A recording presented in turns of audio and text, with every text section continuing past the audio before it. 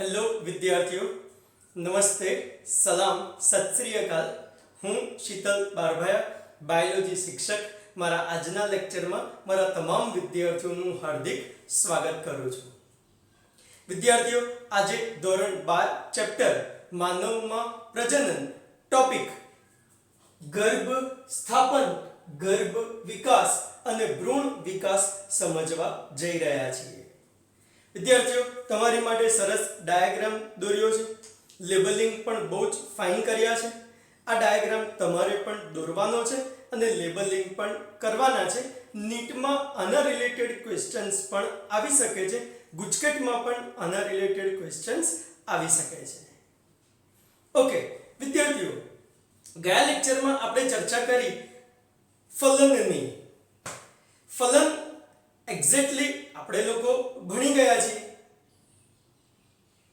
ક્યાં થતું હોય છે? ચલો બોલો, ફલન ક્યાં થતું હોય છે?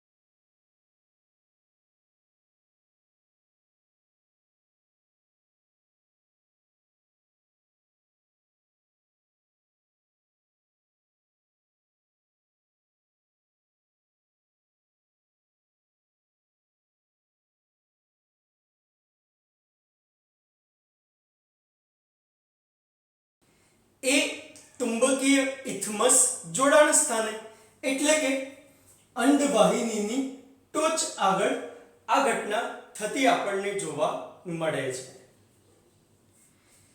ફલન થાય એટલે વિદ્યાર્થીઓ, શુક્રકોષ ના 23 રંગસૂત્ર, અંડકોષ ના 23 રંગસૂત્ર મળીને 46 રંગસૂત્ર વાળી રચના તૈયાર થાય છે.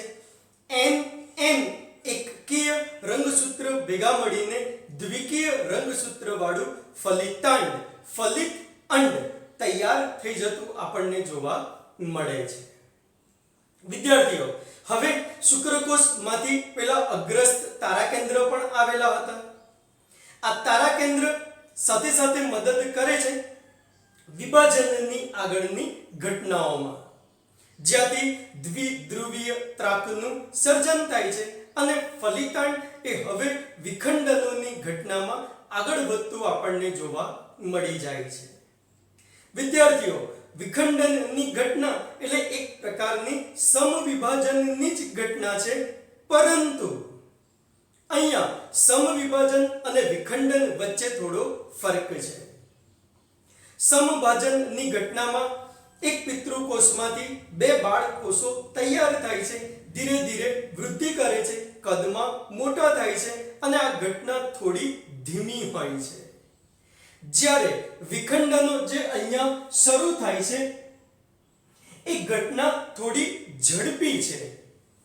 બીજું, અહીંયા જે કોષો સર્જાય છે એની વૃદ્ધિ ધીમી છે અને આવા કોષોનું કદ નાનું જ રહે છે.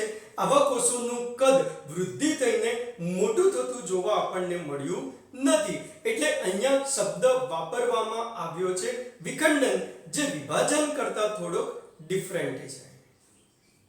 ક્લિયર? ચલો, હવે લગભગ આશરે ફલનના 30 કલાકમાં જ ફલિતાંડ એ બે કોષીય અવસ્થામાં ફેરવાતું જોવા મળી જાય છે. વિદ્યાર્થીઓ, હવે સમય ઘટશે, ત્યાર પછીના બીજા 10 જ કલાકમાં બે કોષમાંથી 4 કોષીય અવસ્થા આપણને અહીંયા જોવા મળી જાય છે. આ ગર્ભકોષ્ઠી ખંડ પણ કહેવાય છે, આ ગર્ભકોષ્ઠીય કોષો પણ કહેવાય છે. વિદ્યાર્થીઓ, હવે 4 કોષમાંથી ધીરે ધીરે 8 કોષ વાળી રચના બને છે. 8 કોષ વાળી રચના અર્લી મોરુલા તરીકે પણ ઓળખાય છે. વિદ્યાર્થીઓ, ઓકે, હવે ગર્ભ ધીરે ધીરે અંડવાહિનીમાં આગળની તરફ વધે એટલે કે ગર્ભાશય તરફ એ વધતો જતો આપણને જોવા મળે છે.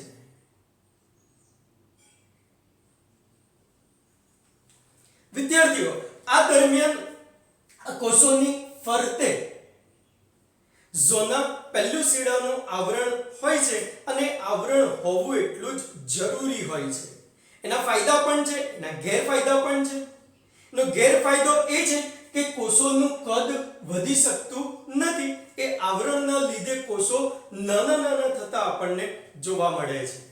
જ્યારે ફાયદો એ છે કે એના લીધે આ ગર્ભ એ અંડવાહિનીમાં સ્થાપિત થતો નથી. જેવું ઝોના પેલ્યુસિડા ખસી જાય છે, તરત જ ગર્ભ એ ક્યાંક ને ક્યાંક સ્થાપિત થઈને પોષણ મેળવવાની ઈચ્છા રાખે છે. અને જો ગર્ભ અહીંયા સ્થાપિત થઈ ગયો તો પછી કદાચ એ અંડવાહિનીને બ્લાસ્ટ પણ કરી શકે છે, માતાનું મૃત્યુ પણ થઈ શકે છે. એટલે ગર્ભ અહીંયા સ્થાપિત ન થવો જોઈએ. જો ભૂલમાં થઈ જાય, સોનોગ્રાફીમાં ખબર પડી જાય તો તાત્કાલિક ઓપરેશન કરાવવું પડે છે અને અંડવાહિનીને કટ પણ કરાવવાનો વારો આવી જતો હોય છે. એટલે જ અહીંયા ઝોના પેલ્યુસિડાના આવરણો રહેતા આપણને જોવા મળ્યા છે. વિદ્યાર્થીઓ, મોરુલા અવસ્થા લગભગ 3 જ દિવસમાં આવી જાય છે. ફલનના લગભગ 3 જ દિવસમાં આવી જાય છે. વિદ્યાર્થીઓ, હવે આ મોરુલા ગર્ભાશયમાં પ્રવેશે છે.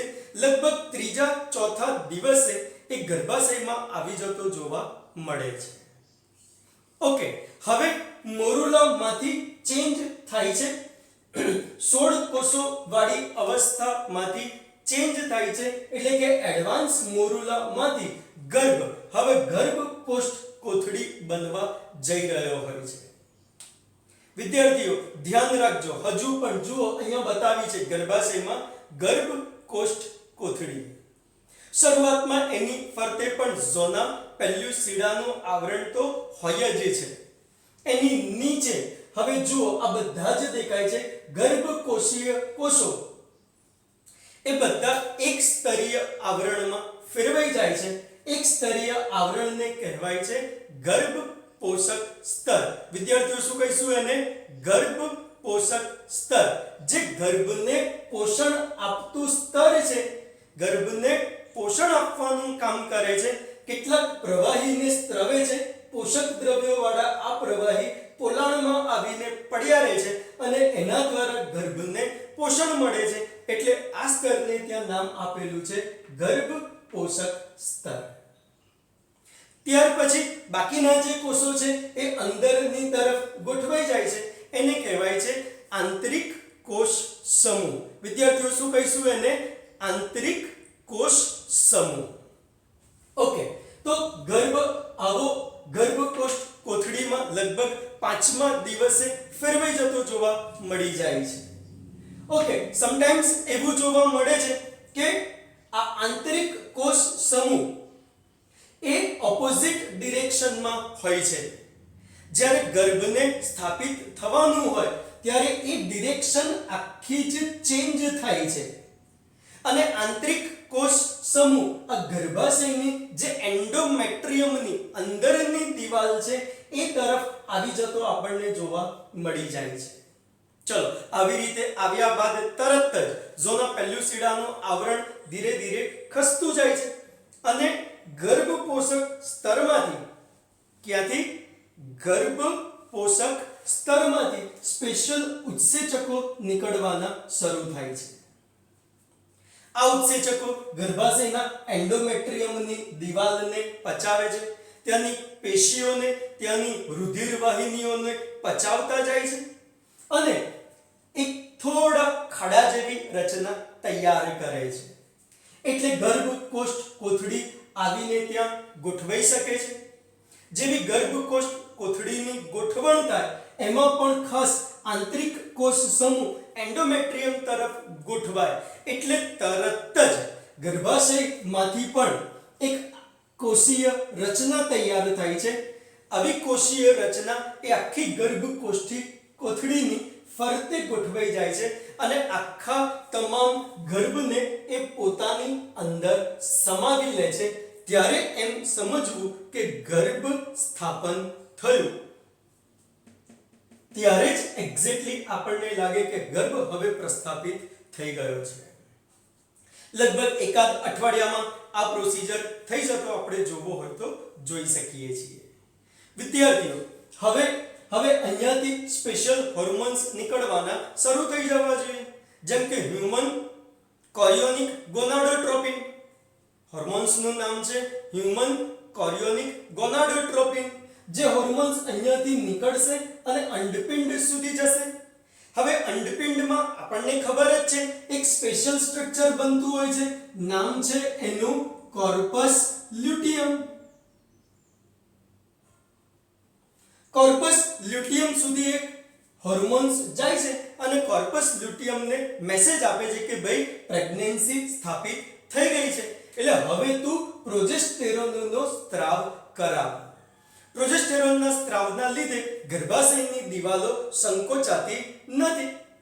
જો આમ પ્રોસેસ નહીં થાય તો ગર્ભાશયની દિવાલો સંકોચાશે અને ગર્ભ સીધો બહાર આવી જતો જોવા મળી જશે.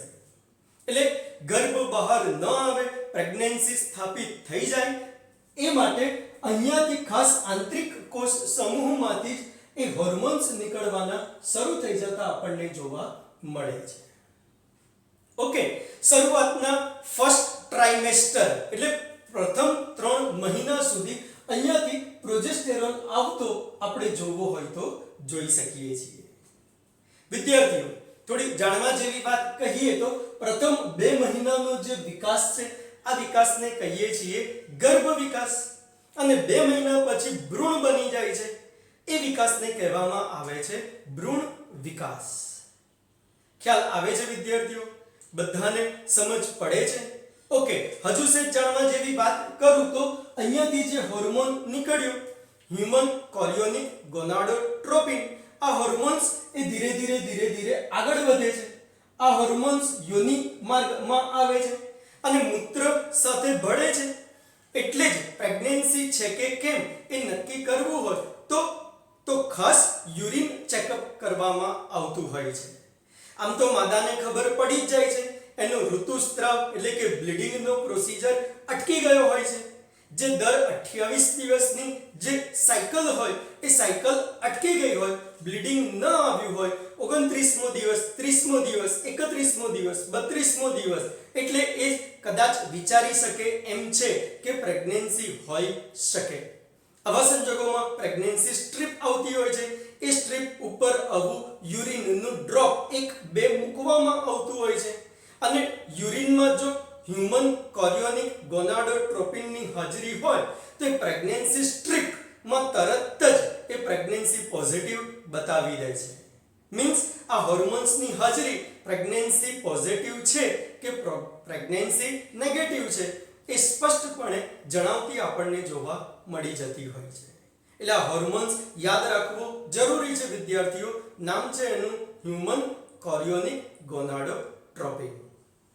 ઓકે, હજુ સેજ જાણવા જેવી વાત કહું તો વિદ્યાર્થીઓ આ ગર્ભાશય આગળ જો ગર્ભ સ્થાપિત થઈ જાય તો ત્યારે એને ડેસિડ્યુઆ, હવે આ ગર્ભાશયને આપણે એની દિવાલોને આપણે ડેસિડ્યુઆ તરીકે ઓળખાવીએ છીએ. જે ડેસિડ્યુઆમાં 3 લેયર સ્પષ્ટપણે જોવા મળી જતા હોય છે. એક ડેસિડ્યુઆ બેસાલિસ કે જેને ગર્ભ સ્થાપિત કરી દીધેલું છે, ગર્ભને પ્રોટેક્શન આપતું લેયર બનાવી દીધેલું છે. બીજું ડેસિડ્યુઆ કેપ્સ્યુલારિસ એ એક્ઝેક્ટ આંતરિક કોષ સમૂહ આગળની ગર્ભાશયની દિવાલનો ભાગ છે. અને ત્રીજું ડેસિડ્યુઆ પેરિએટાલિસ એટલે કે ગર્ભાશયની દિવાલનો બીજી તરફનો ભાગ જે આંતરિક કોષ સમૂહથી ઉપર અને આંતરિક કોષ સમૂહથી નીચે થોડા ડિસ્ટન્સ પર આવેલો આપણે ત્યાં જોવો હોય તો જોઈ શકીએ છીએ. આમ ગર્ભાશયમાં પણ ચેન્જીસ થતા અહીંયા સ્પષ્ટપણે જોવા મળી જતા હોય છે. વિદ્યાર્થીઓ હવે ધીરે ધીરે આ ગર્ભ વિકાસમાં ગર્ભ સ્તરોનું નિર્માણ થાય છે. આપણે ત્રિગર્ભસ્તરીય પ્રાણી છીએ એટલે બાહ્ય ગર્ભસ્તર, મધ્ય ગર્ભસ્તર, અંતઃગર્ભસ્તરનું નિર્માણ થાય છે. ઓકે, આપણે દેહકોષ્ઠીય પ્રાણીઓ છીએ એટલે આપણામાં 2 ગુહાઓ બનશે, એક પાચન ગુહા અને બીજી દેહકોષ્ઠની ગુહા. અને ધીરે ગર્ભની ફરતે બાહ્ય ભ્રૂણીય કલાઓ પણ તૈયાર થતી જોવા મળે. પહેલા ગર્ભને આવરી લેતી હોય, પછી ભ્રૂણને આવરી લેતી હોય, એટલે એને બાહ્ય ભ્રૂણીય કલાઓ તરીકે પણ ઓળખાવીએ છીએ. આવી કલાઓ રિલેટેડ આપણે નેક્સ્ટ લેક્ચરમાં બહુ જ ડિટેલમાં with figure, with diagram, with labelling સમજવાના છીએ. ઓકે, આટલું ખાસ ધ્યાન રાખીને સમજી લો વિદ્યાર્થીઓ, યાદ રાખી લો. આગળ જ મેં તમને કીધું લેબલિંગ પણ કરી દો, ડાયાગ્રામ પણ દોરી દો. આમાંથી એમસીક્યુ બેઝ એક ક્વેશ્ચન આવી શકે છે. ઓકે, જો મારો લેક્ચર ગમ્યો હોય તો શું કરવાનું છે? યસ, લાઈક આપવાની છે. ઓકે, પછી શું કરવાનું છે? લિંક શેર કરવાની છે, હે ને? મેક્સિમમ લોકો સુધીને પહોંચાડવાની છે. ઓકે, અને સાથે ખાસ કોમેન્ટ્સ પણ આપવી એટલી જ જરૂરી છે. Okay, thank you.